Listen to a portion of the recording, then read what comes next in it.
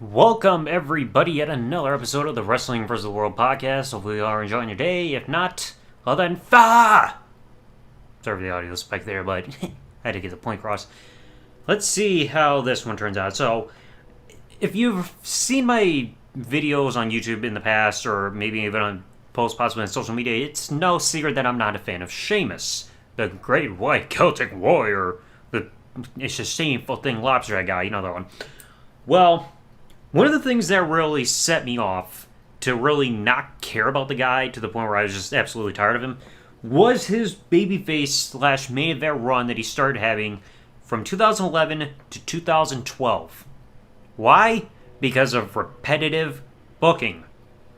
Chances are, if he got booked in a match, he was winning because a lot of matches were either against established names, open challenges that he was answering, or somebody just had a mystery opponent. But then I started also looking through his win-loss record from between the time he turned babyface in just before SummerSlam 2011 up until just before he lost the World Heavyweight Championship at the Hell in a Cell pay-per-view in 2012.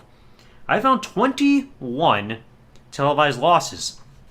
The problem is, all of these losses have an asterisk by their name because none of these were either involving him getting pinned, depending on the match, or it had some kind of controversial, non-clean finish. And I'll explain how with these 21 losses to really show that they're busting their asses off to keep this guy protected, building him towards becoming the World Heavyweight Champion, and even as his run as World Heavyweight Champion.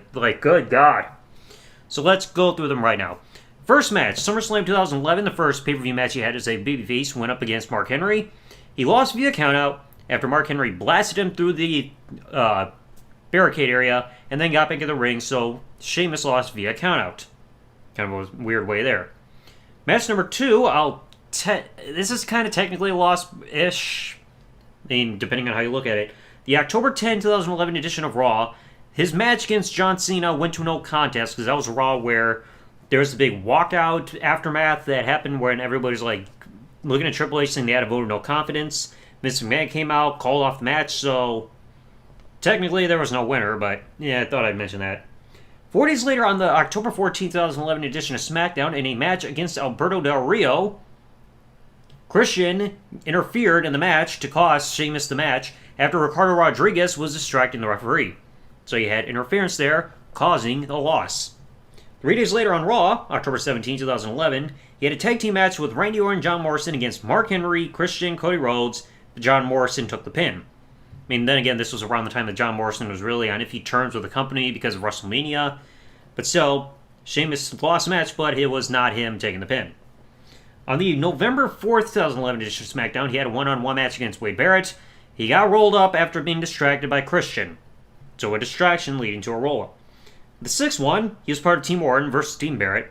And he got disqualified for ignoring the referee's 5 count while doing an attack. I don't remember who he did an attack with, but he got himself disqualified for ignoring the referee's 5 count during the match. For match number 7, just going in 2012 now, on the January 20th, 2012 edition of SmackDown, Jinder Mahal caused a distraction in his tables match against Wade Barrett. So even in a tables match, he has to lose cheaply by getting distracted by Jinder Mahal. It's you're not getting pinned or tapping out, dude. You're not in a squash match. There's no damage from getting put through a table in a match. Yeah, you had to have distraction going on there. On the February 17, 2012 edition of SmackDown, in a match against Daniel Bryan, referee got shoved, disqualification. I believe. It was either that or something else. I just wrote shoving referee, but that was a non-clean finish against Daniel Bryan as well. On the March 5th, 2012 edition of Raw, he teamed up with CM Punk against Chris Jericho and Daniel Bryan, and CM Punk took the pin. So again, protecting the fa. 11 days later, for the 10th match, March 16, 2012 edition of SmackDown against Chris Jericho, he lost after Daniel Bryan attacked him behind the referee's back. So we're getting all kinds of creative ways to protect the pasty white, great white whale or whatever his name is. Next up, match number 11. On March 26, 2012 edition of Raw, he teamed with Randy Orton against Daniel Bryan and Kane, pre-Team Hell No phase. AJ Lee got in the way of the match. He gets in the way as a bit of a distraction. He missed the Brogue Kick and then got chokeslammed. So essentially, AJ Lee caused it because starting with the distraction, and led to his downfall. The 12th match. April 6, 2012 edition of SmackDown, in a match against Alberto Del Rio. Alberto Del Rio had the chair around, and the referee caught Sheamus having it with his hand, and he thought that Sheamus used the chair on Alberto Del Rio, so disqualification. For the 13th match, I believe this was in the lead to Extreme Rules, February 23rd, 2012, in a match against Mark Henry, Daniel Bryan was a special guest referee, fast count, loss. So, screwy special guest referee finish. For the 14th match, May 7, 2012 edition of Raw, he teamed with Randy Orton to go on against Chris Jericho and Alberto Del Rio. And this count is pretty much tag team miscommunication. He accidentally kicked Randy Orton, and then Jericho quickly came in and hit the code breaker. So I think you can kind of count that because it was accidental team miscommunication. So it was because of that why Jericho was able to capitalize. February 11, 2012 edition of SmackDown, for match number 15, he teamed. It was a rematch from what happened on SmackDown.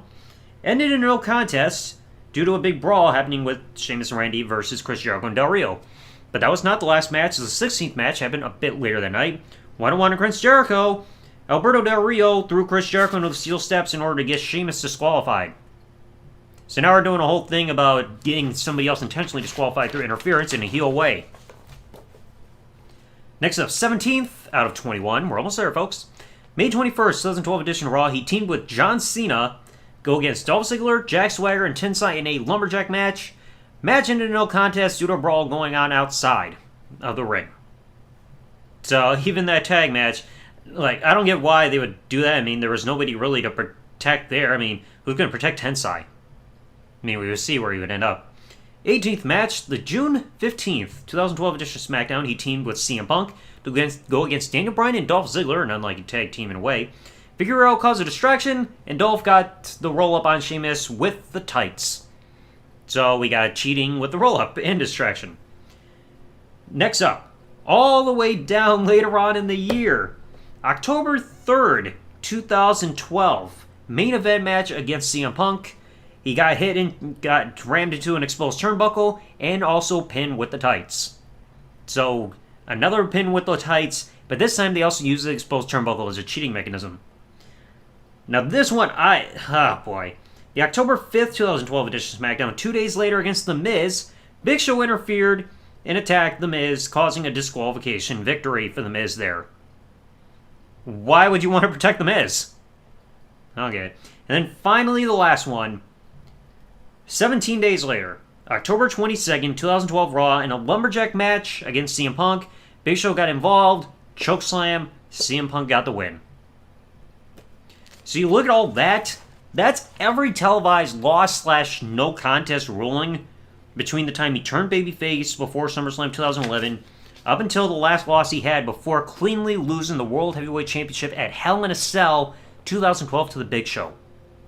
21 matches, none of those losses were clean, or if they were in some kind of tag match, it didn't have him taking the pin at all. So the only way he was losing these matches or taking pins or anything like that is if it's some kind of asterisk by the name. Because like I said, you got disqualifications, you got countouts, you got referee distractions, tight roll up with the tights, no contest, everything, just to protect this guy that hardcore. Like, good God. It's like, after a while, this honestly got old so fast. Like, you know it was bad when at No Way Out 2012, I was rooting for Dolph Ziggler to defeat freaking Sheamus. That's saying something. I mean, like, Dolph wasn't even really on the rise just yet with popularity because of his selling ability. So it's like, you know that's a problem right there. And then you didn't have me even having any positive cheering or, like, props to give to Sheamus until he was going up against Riddle back at WrestleMania this year, because that's how tired I am of Riddle. I'm more tired of Matt Riddle than I am of Sheamus, so you know you've done something wrong if I'm rooting for a guy who I have not been able to stand for 10 years. My God. But anyway, let me know you all thought in the comment section below about what you thought about Sheamus' booking and run was during this period, because like I said, they were trying so hard to protect this guy during this run. My God, it was honestly nauseating looking back at it. So let me know your thoughts in the comment section below. If you enjoyed the video or podcast, leave a like or follow or a subscription with the bell on, depending on what service you're listening to. comment below, everything like that, and I will catch you all in the next episode. Thanks for listening, everybody. Like, comment, subscribe. Peace out, and good day, everybody.